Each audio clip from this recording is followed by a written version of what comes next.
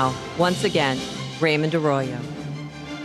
Welcome back to The World Over Live. My next guest is the co-chair of the Congressional Pro-Life Caucus, a stalwart defender of life and human rights, not only in the United States, but around the world. Please welcome Congressman Chris Smith. Raymond, thank you very much. Great for having you here and for being here. And I know you're going to be speaking at the Pro-Life March. Let's talk a bit about some of these polls that have emerged in recent days. There's a Marist poll, and we'll put this up on the screen.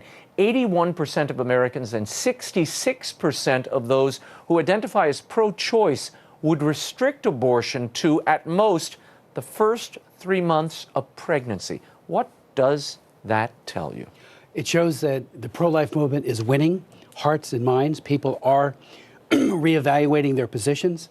And when people who claim to be pro-choice, and it's a claim, I find under inspection, I remember somebody come up to me and said, I have a bone to pick with you, Congressman. And it was a woman. She was very nice, but very emphatic. And it turned out she was against most of the reasons why abortions are procured. Socioeconomic abortions, all of the on-demand variety. And it was very clear that she was only for a very, very narrow set of exceptions. And I think that's what's happening in the country. People are realizing we have abortion on demand. It is right up into the moment of birth. And that at 20 weeks, children feel pain. At 20 weeks, or before even, and we had a bill that was authored by Trent Franks of Arizona that got a good majority in the House, did not yet get consideration by the Senate, that would ban such abortions. These kids suffer excruciating pain while they're being dismembered or chemically poisoned, and most of these are dismemberment abortions. I've introduced a bill to outlaw dismemberment abortions, as some of our states have done, because I think people are waking up to the horror that what goes on in that abortion mill, the Planned Parenthood clinics and the others, is child abuse. It also is abuse of women, because the women do carry terrible scars and trauma from the abortion. What can Congress do? I mean, at the heart of Obamacare, there is this abortion mandate. There's a funding mechanism that was built into the machine. How can you dislodge that? Well, in 2009, the President Obama, came to a joint session of Congress, specially convened, and he told all of us, under my plan, no funding for abortion. That was an unmitigated lie. I can't be any more emphatic about it. Exclamation points after that. As it turns out, Obamacare has funded well over 1,000 insurance plans that subsidize abortion on demand. I've introduced a bill. It's a bipartisan bill. Congressman Lipinski is the chief Democrat co-sponsor that has passed the House several times now, and it's currently pending in the Senate, called the No Taxpayer Funding for Abortion Act. What that legislation will do will be completely take this abortion subsidization out of Obamacare and make permanent all of the other riders, like the Hyde Amendment that covers Medicaid and other HHS programs. My amendment from 1984, way back, that says no funding for abortions under the Federal Employee Health Benefits Program, and all of these other riders that have to be renewed every year as part of our appropriations process. Let's look at the courts for a moment. The Supreme Court is set to review this Texas law. It requires doctors to have admitting privileges in hospitals, requires them to have a doctor on staff. First of all, why is this so controversial? It would seem this would be a medical insurance, if you will, for the women who walk through those doors. But where do you think they will land on this? Where do you think the Supreme Court will rule? My hope is that the court comes down firmly on the side of protecting women. Abortion clinics notoriously have shoddy records. We've had many of them go out of business because the abortionist, Gosnell being probably the most notable, ran a killing machine that injured women and even killed women, and also obviously decimated the lives of children. It just tears away the facade from all of this sloganeering that we've had for years about how they want abortion to be safe. Well, why wouldn't you then want this affiliation with a hospital, particularly when there's complications that need immediate help for the woman? Women have died at clinics. We know that. There is gross underreporting of mortality and morbidity. women who are injured and injured very severely, and we never hear about it because, they go somewhere else to get the aftercare. Yet we hear from just this past week, there's been a lot of reportage, the number of abortions are down from 1.6 million to 1 million. Is this a cause for rejoicing? And the other question is, how accurate is that figure? Is this just medical abortions down or pharmaceutical abortions as well?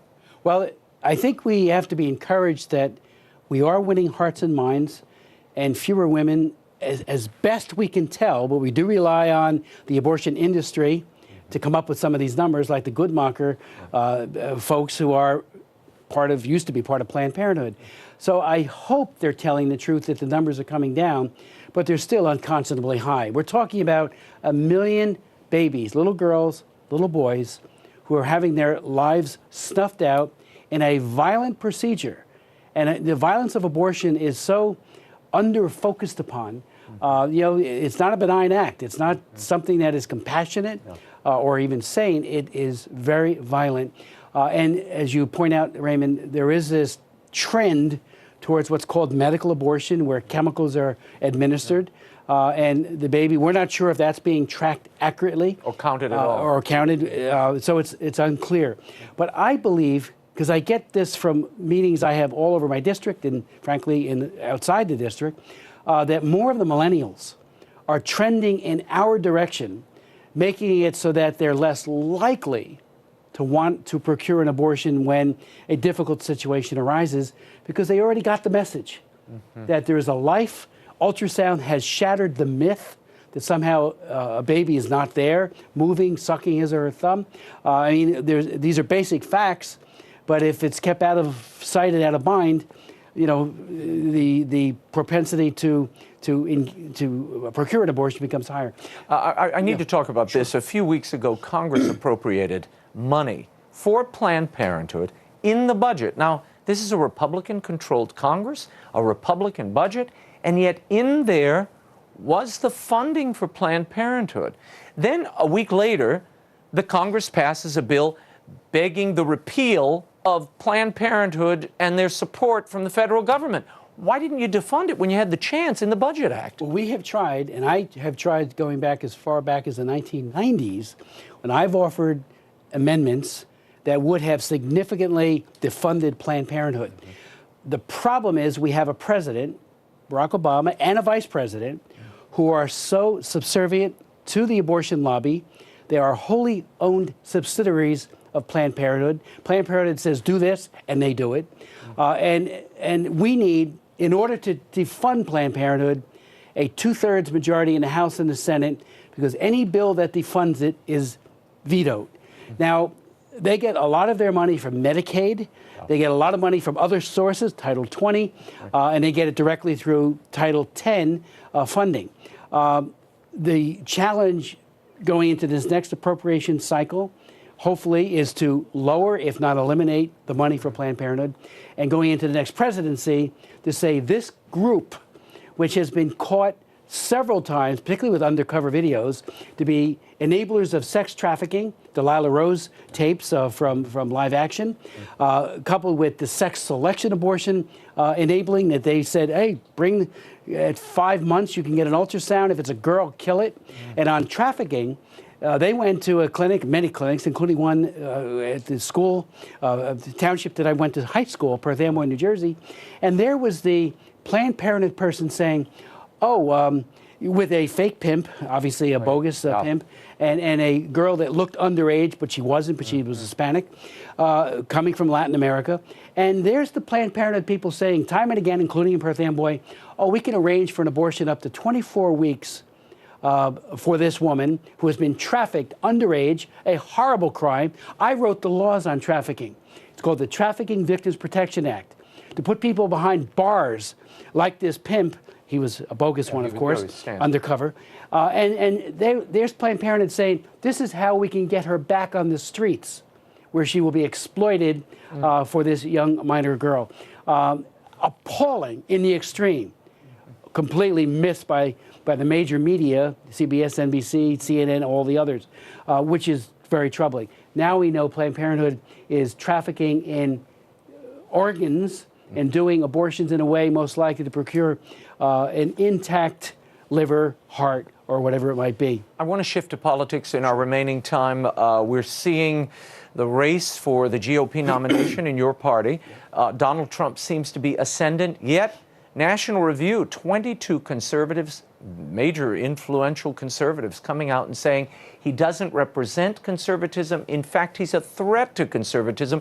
You would say what? Particularly if he's the standard bearer I would for your say party. that Donald Trump has tapped into a phenomenon where people are so discouraged by what has happened in Washington, in Congress, Senate, but especially at the White House.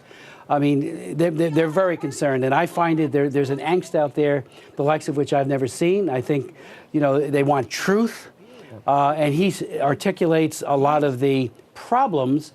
What I think we need going into this primary season is a very specific delineation of where he stands, and this goes for the others as well, on specific issues, what his recommendations are for remedies, solutions, rather than bold rhetoric that isn't necessarily, it's just, okay, what is he really saying? What does that mean? Yeah. How will they go on judges? All the We've got at least three. And if we lose one justice in the United States Supreme Court, the Hyde Amendment and all of the other riders that have to be renewed every year, including my own, they're gone because the court only upheld the Hyde Amendment 3 decades ago by one vote. It was a 5-4 decision. So that would be relitigated, as will other aspects, and Roe versus Wade will be expanded, not contracted. So who wins and who they put on the court and that's why Hillary Clinton, we know what she wants to do. She has already said, 40 years after the Hyde Amendment was enacted, it's time for that to be done away with. Again, Henry Hyde, one of the greatest leaders of all time on the culture of life, that amendment has saved millions of children because Medicaid abortions are not available because of his tremendous leadership. Final question, I have 1 minute. Iran. We're hearing today, in the wake of this big Iran deal, $150 billion, a lifting of sanctions to the Iranian regime. Of course, we got a few of our prisoners back. There's still one, I think, still there. Now we have an announcement by the Obama administration that the visa waiver program, which allows 38 countries to easily come in without a visa to the United States, we will continue to allow people to come in who have even visited Iran, Iraq, Syria, Sudan, hotbeds of terrorism. Your response? Well, the visa waiver is an Achilles heel for the United States at this point. When you don't have any kind of due diligence or attention being paid to somebody transiting those countries, it's an engraved invitation for a terrorist to say, I'll just go to the UK or to Paris first, and then get on a plane, Air France, and come to the United States and commit atrocities. So there needs to be caution there and at least a temporary hold. Added to that, the Iranian deal is the most egregiously flawed deal I have ever seen. You don't think we're safer as a result? I think we are far less safe. The ballistic missiles that Rouhani and others have said they want to build more, not less, and that that's a delivery mechanism for nuclear weapons. The fact that we have failed miserably vis-a-vis North Korea, and they just fired off another test. Might have been a hydrogen bomb. We don't know that. Did this deal give the Iranians the possibility, the means to go and buy the nuclear technology from a rogue regime like Northern Raymond, Korea? I asked that very question of the administration. I remember. I was at the hearing that day. Whether or not we're buying it from Pyongyang, from North Korea, because they can get it a whole different number of ways. And we know they want it. They are state sponsors of terrorism, and the gift that has been given to the Iranian regime, such sponsors of terrorism, we will rue the day, and people will die because of that huge infusion of cash. They're not going to use it for humanitarianism or for the sake of their people. They're going to use it to further repress, arm Hezbollah and others who are in their orbit, and to provide more or to expand the terrorism. And of course, all with nuclear weapons in their focus to procure them and to deliver them. To deliver them potentially. Congressman Chris Smith, thank you so much Raymond, for being here. As always, we will be in touch.